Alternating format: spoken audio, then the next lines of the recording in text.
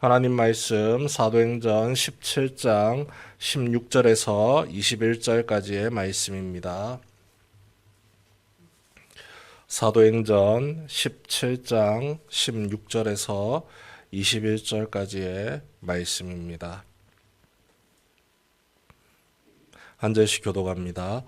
바울이 아덴에서 그들을 기다리다가 그 성에 우상이 가득한 것을 보고 마음에 격분하여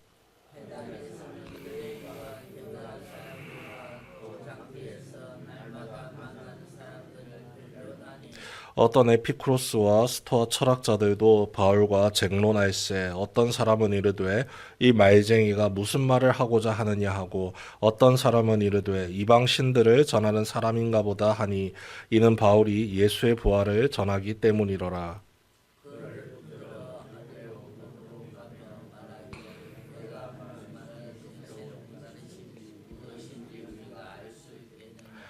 내가 어떤 이상한 것을 우리 귀에 들려주니 그 무슨 뜻인지 알고자 하노라 하니 모든 아덴 사람과 거기서 나그네 된 외국인들이 가장 새로운 것을 말하고 듣는 것 이외에는 달리 시간을 쓰지 않음이더라. 아멘. 오늘 말씀 시작을 보면 바울의 상태를 보여주는 한 단어가 나타납니다. 16절 말씀에 격분이라는 표현이죠. 이 바울이 화를 내는 데는 분명한 이유가 있습니다. 같이 16절 말씀 읽어보면 그 말씀 속에 이유가 담겨 있습니다. 함께 읽겠습니다. 바울이 아덴에서 그들을 기다리다가 그 성에 우상이 가득한 것을 보고 마음에 격분하여. 지금 바울이 실라와 디모데를 기다리고 있는 중에 있습니다.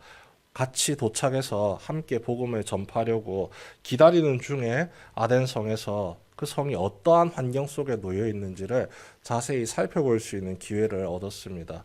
그런데 그 마음에 분노를 일으키는 것이 있었으니 너무나도 많은 우상이었습니다. 그 우상들, 아무런 힘도 능력도 없는 그 우상들이 이 도시에 즐비하게 늘어져 있습니다. 그리고 아덴이라는 동네는요, 철학자들이 많은 도시입니다.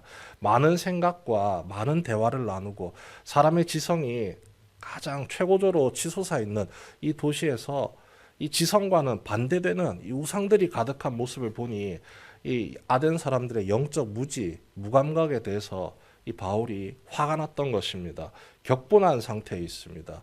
그런데 그곳에도 다행히 회당이 있습니다. 17절 말씀에 회당에서는 유대인과 경건한 사람들과 또 장터에서는 날마다 만나는 사람들과 변론하니 기회가 주어졌다는 것이죠.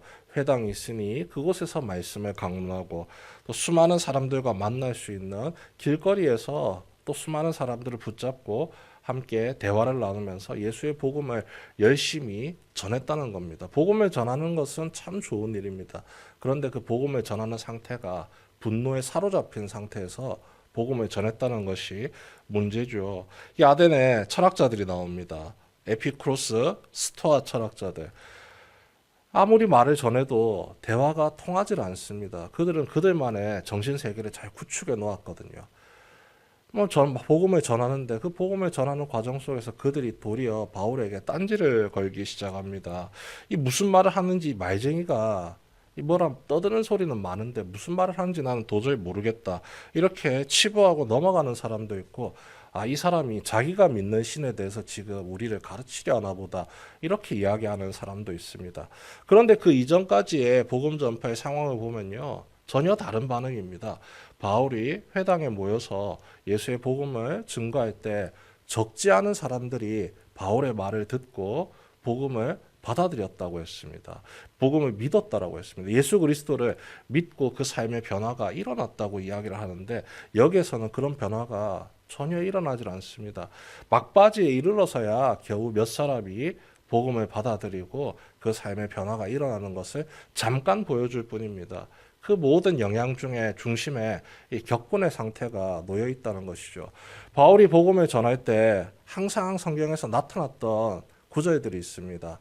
성령의 인도하심, 성령께서 함께하심, 그리고 회당을 찾아가 기도로 시작을 하고 말씀을 강론하는 그 모습들이 나오는데 오늘 말씀에는 그런 부분이 거의 없습니다. 말씀을 강론해야 되는데 말씀을 함께 묵상하고 서로 대화를 나누고 그 말씀의 은혜를 붙들고 나가야 되는데 지금 바울이 격분한 상태에서 전략을 잘못 세우고 있다는 거죠. 일방적으로 자신이 가지고 있는 복음에 대한 지식을 주입하고 납득시키려고 한다는 겁니다. 오늘 말씀 21절 이렇게 나와 있습니다. 모든 아덴 사람과 거기서 나그네 된 외국인들이 가장 새로운 것을 말하고 듣는 것 이외에는 달리 시간을 쓰지 않음이더라. 새로운 지식, 새로운 문화 이런 것을 아는데 아덴 사람들이 관심이 많기 때문에 바울이 전도의 전략을 이 새로운 지식, 이 복음이라는 새로운 지식의 관점으로서 그들에게 접근을 했다는 겁니다. 전도 전략 자체가 지금 잘못 세워졌다는 거죠. 영혼의 구원을 바라면서 복음을 전해야 되는데 그들의 관심에 맞춰서 복음 전파를 시작을 했다는 겁니다. 그 이전에 복음을 전했던 상황들은요, 그런 게 전혀 없습니다. 복음 전파의 주도권을 본인이 잡고 있고 성령님이 주도하도록 만들어가고 있습니다. 그래서 있는 말씀 그 자체를 설명하고 그 자체를 함께 나누고 함께 기도하는 것이었는데 이제는 지금 전도 전략 자체가 잘못 세워져 있으니 말다툼으로 복음 전파가 변질되고 까딱 잘못했다가는 싸움이 일어날 수도 있는 상황 속에 지금 모여 있다는 겁니다. 복음 전파의 주도권을 상대방에게 지금 넘겨준 상태입니다. 네가 이해할 수 있도록 내가 설명을 해주겠다.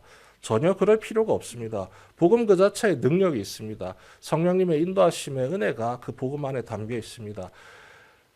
나는 전하는 존재이지 내가 그 영혼을 뒤집어 엎고 바꾸는 존재는 아니잖아요. 우리도 전도할 때 그 부분을 가장 잘 알고 있어서 그 부분을 가지고 하나님께 간절히 기도하고 복음을 전합니다. 수많은 사람들과 만나게 되겠지만 하나님께서 그 영혼을 변화시켜 줄 것을 믿고 우리는 그저 복음을 전하러 나갈 뿐입니다. 이 마음을 품고 나가는데 복음 전파의 달인과도 같은 바울이 이 실수를 지금 저질러 버린 것이죠. 격분한 상황에 그가 사로잡혀 있는 나머지 냉철한 마음을 가지고 이 상황을 판단하고 복음을 어떻게 전파해야 되겠다. 이 부분을 깊이 생각하지 못한 겁니다. 이것이 바울의 전도 실패의 원인이었습니다. 사람이 많이 돌아오지 않고 이것은 아무런 중요한 것이 아닙니다. 복음을 어떻게 전할 것이냐. 전하는 방법도 하나님의 손에 온전히 맡겨야 함을 우리가 알 수 있는 것이죠. 오늘을 살아가는 우리의 마음이 이 바울의 실패에 대한 잘못된 선례를 마음에 새기고 우리는 그 본을 받지 않도록 위해서 기도하며 나아갈 수 있기를 소망합니다. 순간적인 우리 눈에 펼쳐지는 상황과 환경에 내 마음이 휩싸여서 격분이라는 감정, 격분뿐만 아니라 우리를 주장할 수 있는 수많은 감정이 있죠. 슬픔, 좌절, 아픔, 많은 감정들이 있습니다. 그런 것에 우리가 마음을 기울이는 것이 아니라 여전히 그러함에도 불구하고 나를 이끄시는 분은 하나님이시고 그 하나님께서 오늘도 나를 지키시고 보호하시고 나와 함께 하신다는 사실을 잊지 않고 기억하며 살아가기를 소망합니다. 나의 모든 일상을 주님이 이끌어 가실 것이기에 내 눈에 펼쳐져 있는 상황이 전혀 내가 원하지 않고 바라지 않고 내가 기대했던 상황과 정반대되는 상황이라 할지라도 그 상황 자체에 사로잡혀서 주님의 인도하심이라는 큰 은혜를 잊어버리지 않도록 위해서 간절히 기도해 주십시오. 주님의 인도하심만을 붙들고 나아가면 상황과 환경이 아무리 좋지 않다 할지라도 그 상황과 환경에 붙들리지 않고 주님의 인도하심을 끝까지 붙들며 나아갈 수가 있습니다. 결국 바울이 우리에게 보여주는 바 몇 사람이 마지막 구절 34절 말씀 제가 읽어드리겠습니다. 몇 사람이 그를 가까이하여 믿으니 그 중에서는 아레오바고 관리 디오누시오와 다말이라 하는 여자와 또 다른 사람들도 있었더라. 만약 그 격분의 상태에 놓여 있지 않고 성령님의 인도하심에 바울이 자신의 삶을 맡겼다면 더 많은 사람들이 복음의 은혜를 받아들이고 예수 그리스도의 부활의 말씀들을 깊이 마음에 새기고 변화된 삶을 살아갈 수도 있었을 겁니다. 그 기회를 이 격분이라는 감정에 사로잡힌 채 놓쳤다는 안타까운 사실을 기억하시고 우리의 마음을 주님께로 더욱더 가까이 주님의 인도하심에 더 가까이 주님께서 이끌어 가시는 곳에 내가 거할 수 있기를 소망하면서 기도하며 나아가는 이 아침 되시길 주님의 이름으로 축원합니다.